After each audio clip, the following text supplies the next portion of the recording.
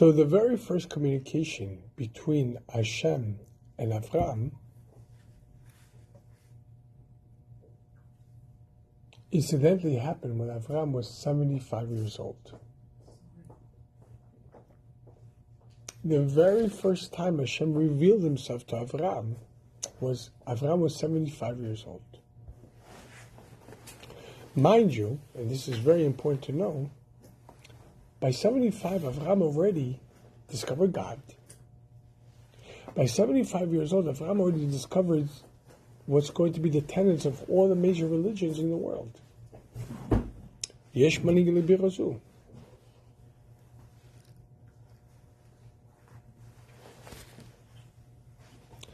That God is not a separate force from the world.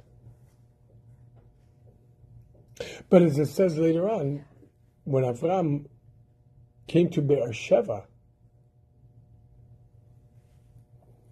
V'itasham Eshel, V'itash Eshel, V'ikasham Avai Elokim. Avram planted an orchard, a Chabad house, and he called over there Havai Elokim. One way of understanding it is, as the Midrash says, Ati Kavika Vayakri. Avram recognized the truth, but he didn't suffice with knowing the truth for himself. Avram would sit and forbring with all the passerbys, with all the different populations.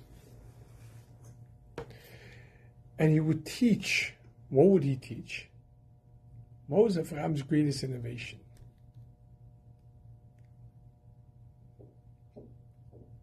What is Avram's greatest innovation?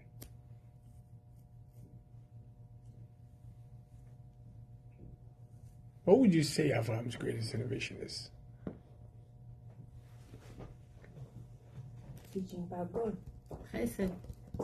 Chesed, teaching about God. All of those are essential. But what was his greatest innovation? What did he? Not to worship idols. We had other before Avram. There was already not everybody was. There was. What was Avram's greatest? What's Judaism's greatest innovation? No. That's what, the Muslims are phenomenal when it comes to this.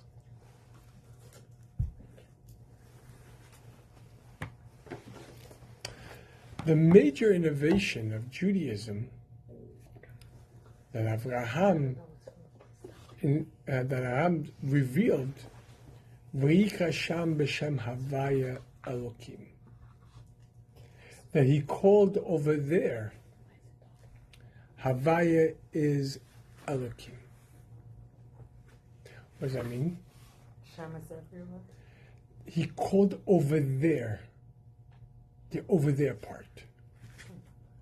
The part that doesn't seem to reveal God, the part that seems to completely obstruct and deny a presence of a creator.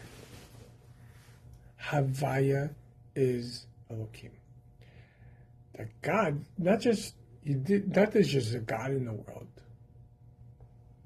That God, not just a God created the world, but God is to be found everywhere within the confines of time and space, within the greatest ups and the greatest downs and all the sideways, which is the Shema. Echad. Aleph, Chet, Dalet, as we learned in a previous class. One master Aleph, Chet is the 7 heavens, the 7 firmaments in this world, and the Dalet is the 4 directions. That there isn't a place or time that's, God forbid, devoid of God. And therefore, wherever you are in life, that's where you're going to discover God. As David HaMelech says in Tehillim, if I search into the heaven, there you are, but if I lay my bed in the abyss, you're here. In other words, not when I'm spiritually lofty and I'm inspired and everything went hunky-dory and my service is good. Even if a person is in the abyss, you're here. All other religions ascribe to a God, of a creator, or whatever it is. But all other religions posit that God is otherworldly. He's outside of the world. He's not part of the confines of the world. If you want to discover God, you have to eliminate the worldliness. You have to completely get away from anything physical, how much more so corporal, in order to discover this God. Because after all, God is heavenly. Olam, even in Judaism, Olam Lashon Ha'olam, world comes from the word concealment. And yet, within the concealment, Avraham teaches that's where you discover God.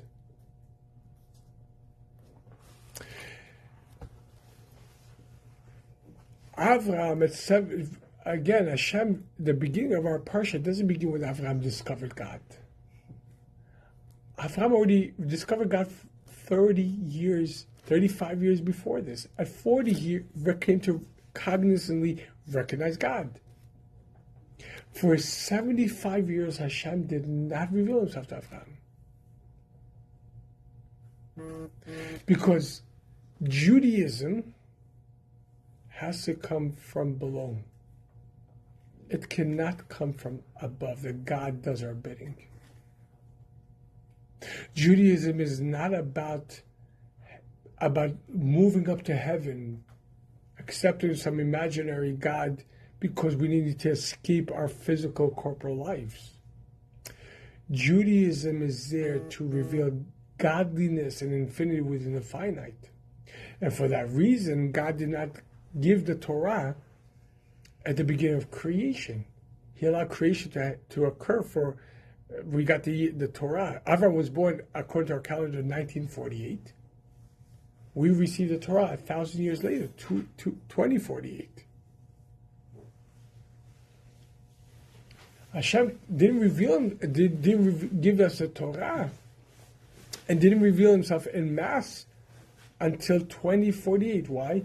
In order to give the world its setting. Allow the world to recognize what the world is. Now that you recognize what the world is, now let me tell you what to do with it. In other words, it's not God coming down right from the beginning and says, you must do this, you must do this, you must do this. It has to come from below to above. The relationship with God is symbiotic. Above to below and below to above. Okay, now let's focus on the revolutionary part, because all this was an introduction. Avram did his research and his digging and his digging. At his 75 years old, Avram already discovered the seeds that would be the tenets of all the major religions of the world, all understanding of spirituality in the world. And at 75 years old, without any formal introduction to who Avram really is. Unlike Noach, last week's parsha, Noach is tzaddik v'tamim b'dorotav. Noach was a tzaddik, and he was complete, and he was sincere, and without telling us why or anything like this, Hashem reveals himself to Avram. And what's the very first communication that he tells him? Not how you doing. I've been watching you for a while. So on and so forth. First thing that God tells the first Jew, leave. Leave your country. Leave your birthplace. Leave your father's home. And go to the line I'll show you. This in itself is Avraham, as we mentioned before, the prototype of Judaism. And this in itself, therefore, serves as a mission statement from all of Judaism and every one of our lives. If you want to discover truth, if you want to accomplish truth in this world, this is the pathway. There's no other way.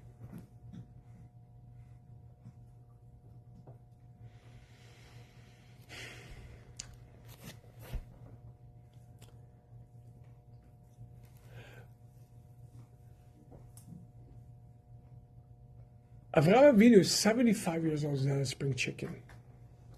Granted, Avraham lived to 175. But at 75 years old, Avraham was no spring chicken.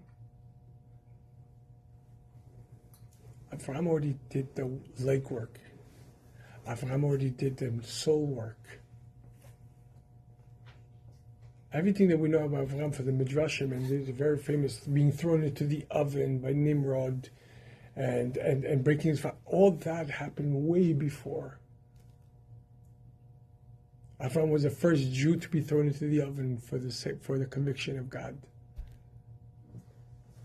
Everything that, as the Midrash says, and the Rebbe speaks, it's a whole different discussion, but the Rebbe says everything that happens to Avraham and Sarai is literally the map for all of Judaism, for all of history. In their life, in the portions, it describes in 2-3 portions. We've been unpacking these portions just like the seed encapsulates all of life that emanates from the seed. Everything that happens to Avraham and Sarai in the portions, this is our history from the beginning to the end. Avraham wasn't a spring chicken at this point. What is the first communication Hashem has with Avraham? Leave. Lech lecha. Mi'artzecha mi'molatcha mi'beis avicha. Leave your country, your birthplace, and your father's home, and go to the land that I'll show you. So now, let's unpack this.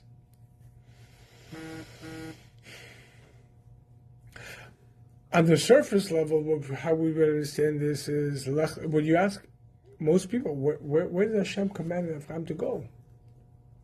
Lech lecha, go for yourself. Lech lecha, as Rashi says, Lech lecha, go for yourself. What do you mean lech lecha? You should say lech. Go. What do you mean go for yourself?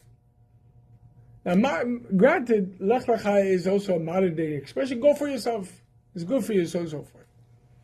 Rashi tells us, what does that mean? Lech lecha, it'll be good for you. You do this, although you've already settled and you've discovered it, go, because right now, you're barren. You can't have children. When you go, you'll have children. Right now, you don't have wealth. You'll go. You'll become very wealthy. Right now, you don't have expression. You haven't reached the masses. If you go, you'll reach the masses. So it's for you. Lech lecha, go. Lech means go. Lecha, to yourself. Go for yourself, as Rashi says in the first pasuk. Again, lech lecha, on the most simplest level, means go because it's beneficial for you. On the surface level, what does that mean? You want to experience life? You want to accomplish purpose? You have to go. You can't be stuck in your comfort zone. You just can't. Your comfort zone may be very lofty. It may be very good, may be very spiritual, and so on and so forth. But until you don't learn to get comfortable, to be uncomfortable, you will not achieve your true purpose in life. You'll have the surface of the surface level of that. But you can't even imagine what lays beneath. Put it this way. And I think to myself, what a wonderful... Now, I see birds and I think, all that's on the surface level. We know beneath the surface of the world, beneath the surface of the earth, how much treasures, minerals and this, and precious stones and this, how much is beneath. And this is what we're conscious of. We have no... Science is still infantile. It's still young, relatively. We haven't yet discovered what's really in this world or much beneath. But certainly on top of the world are all the revealed treasures. Beneath the world, whoa. Put it this way. I watched a reel last night where the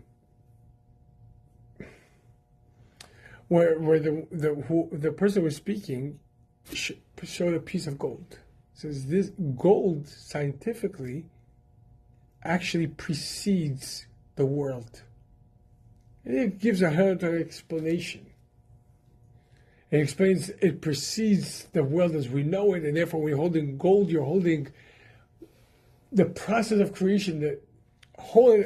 I haven't internalized it yet.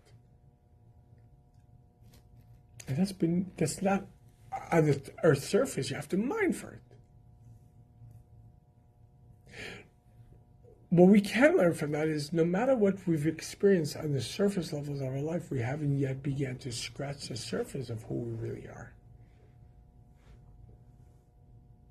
And a person who's content, God forbid, with a surface layer of life will never discover their truth. We said before in several previous of our classes, and for bringers, all facts are true but don't necessarily represent the truth. There's factual truth and actual truth. When someone's content with their factual truth, they'll never ever discover actual truth in life. This is the brokenness of Western culture. If it ain't broke, don't try to fix it. In other words, if everything's okay on the surface, why try to dig deep? It's fine, you don't have to. But as we learned before, Rosh Hashanah, before in Elul, the Tshuva Maisim Tevim. As the Mishnah tells us, Tshuva and good deeds. In order for the good deeds, good for a luminescence, in order for you to really shine, you have to first revert to your true self.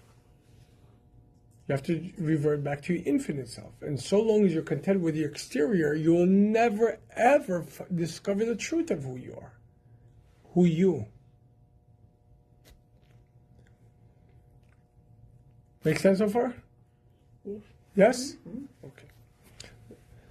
Let's take this on a whole different plane now. Chaim. Coach Mikkel.